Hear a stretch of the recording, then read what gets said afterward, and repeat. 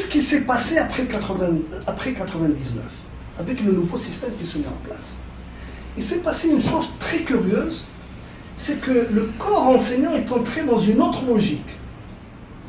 Cette logique est la suivante. L'État fait étalage de richesse. Le prix du pétrole est monté, les salaires des hauts fonctionnaires ont grimpé. Je ne parle pas des salaires honteux et insultants des députés et des sénateurs, et l'enseignant reste au bas de l'échelle du fonctionnariat.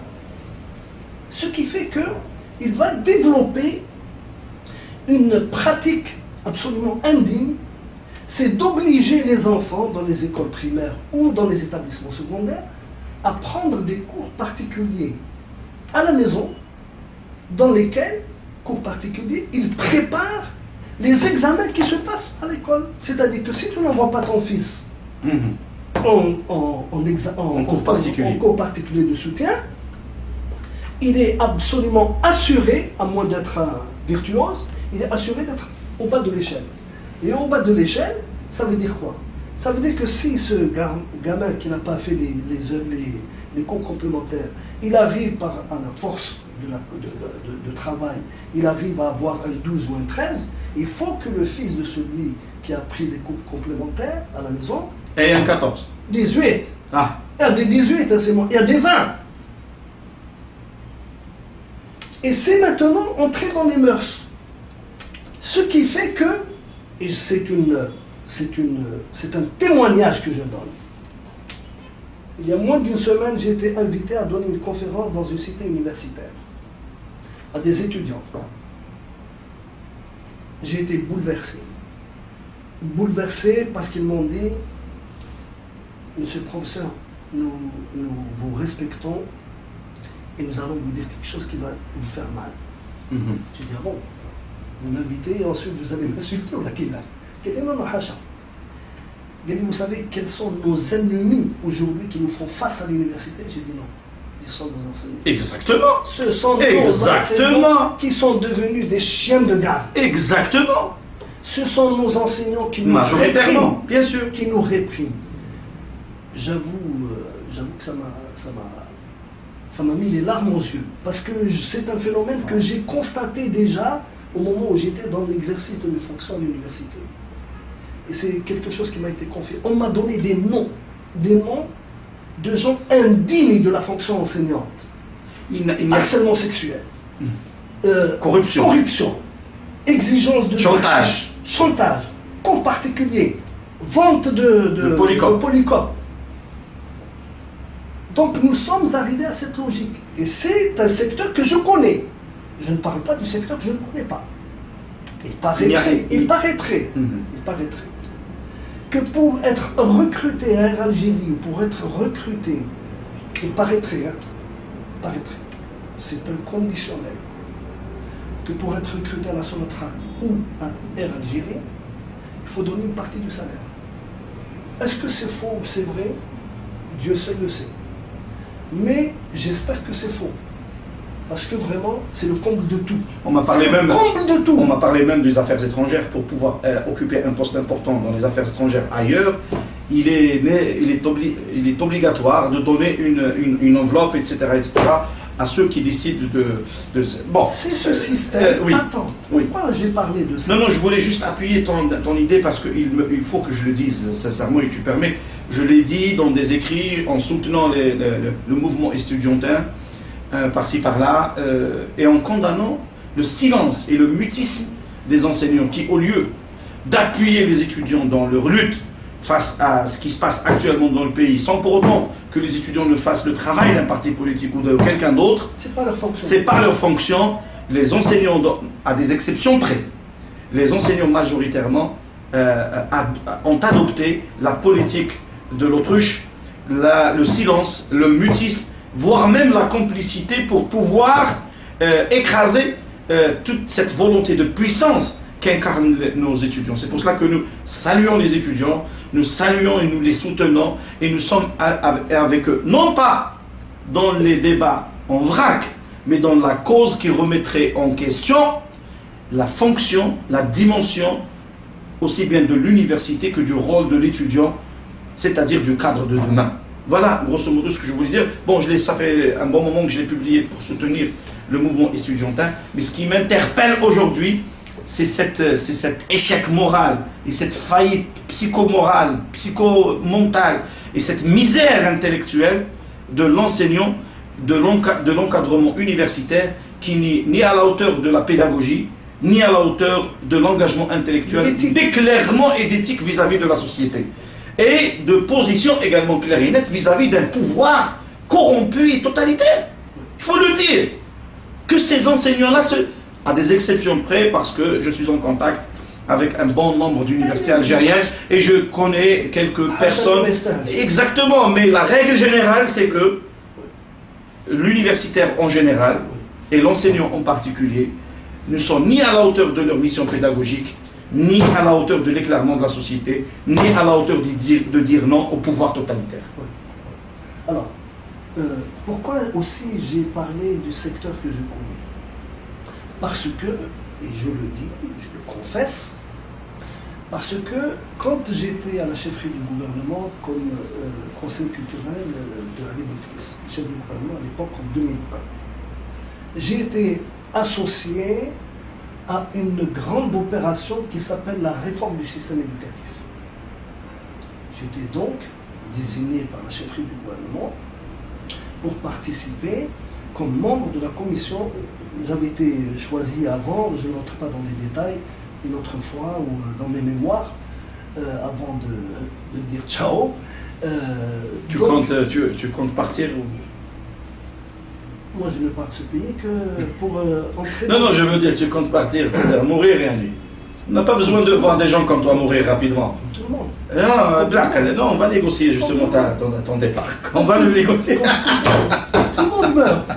Ah oui, اللي ما يقولش ما يموتش. كلها. Donc j'ai été dans la commission de réforme du système éducatif qui a travaillé pendant 1 an. Je suis resté, les PV peuvent le justifier, je suis resté exactement 1 mois.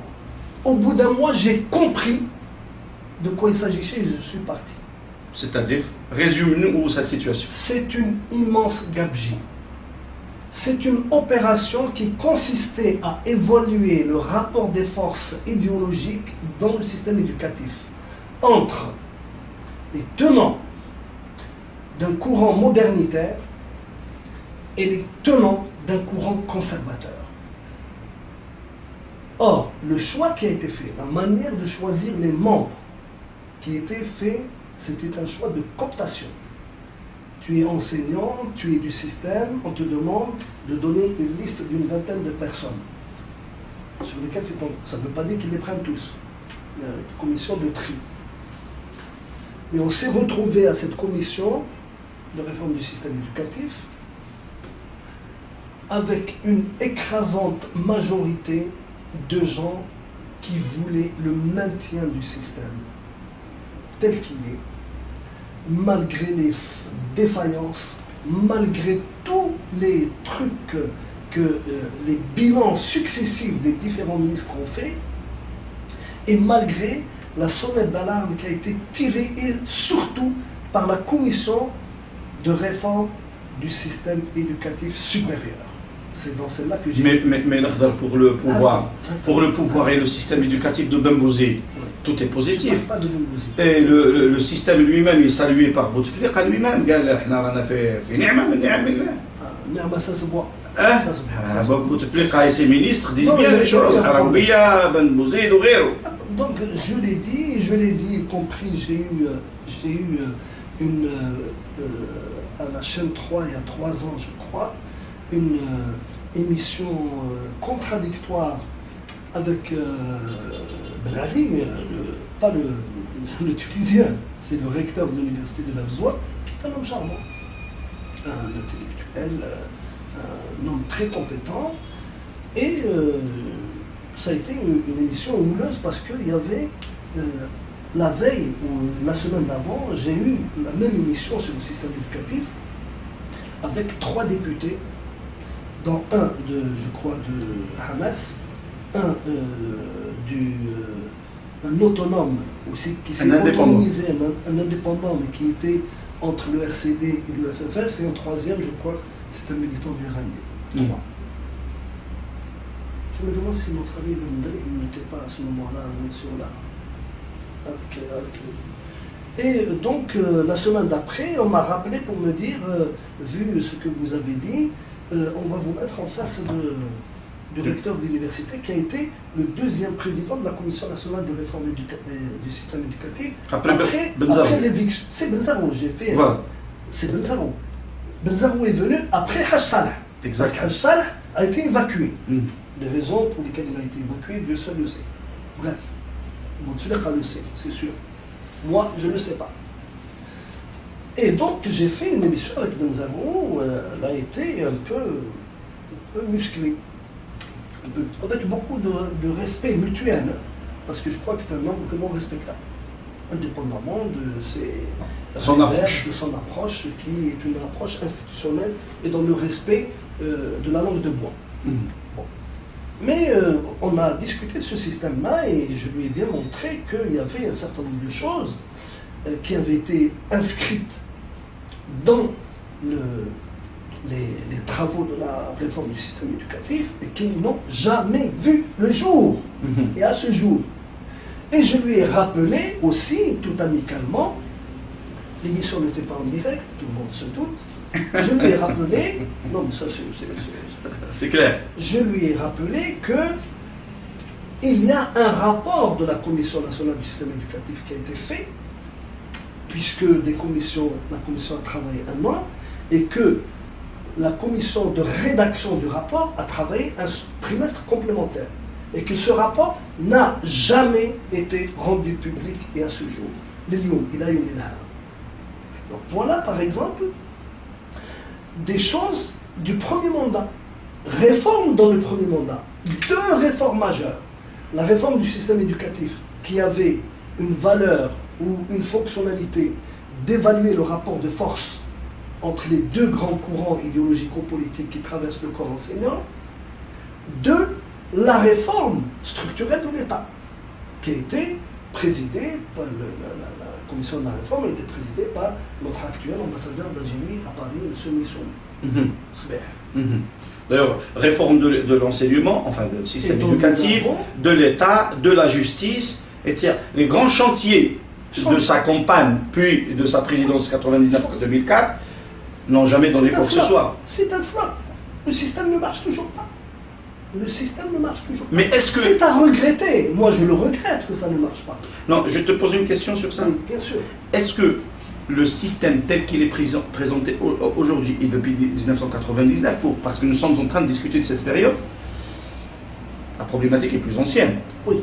Mais comme nous sommes en train de discuter maintenant dans le sillage de notre lecture de notre histoire contemporaine 1910-2010, il est nécessaire donc de mettre l'accent sur ces chantiers-là qui datent depuis 1999.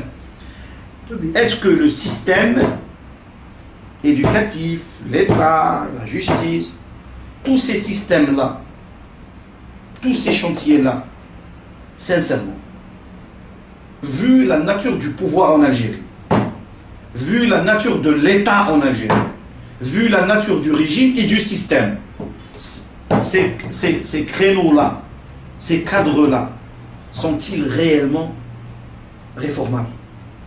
Peut-on réformer un système éducatif alors que le régime lui-même est à remettre en cause? Toi, je ne partage pas ta façon de voir. Moi, je la vois, je renverse les choses. Je dis, il n'est besoin que de voir le fonctionnement du système éducatif. Chaque année, il y a des mesures qui infirment ce qui a été fait par avant. Jusqu'aux dernières mesures dans ce qui concerne le système éducatif, l'évaluation qui est de contrôle sur le bac.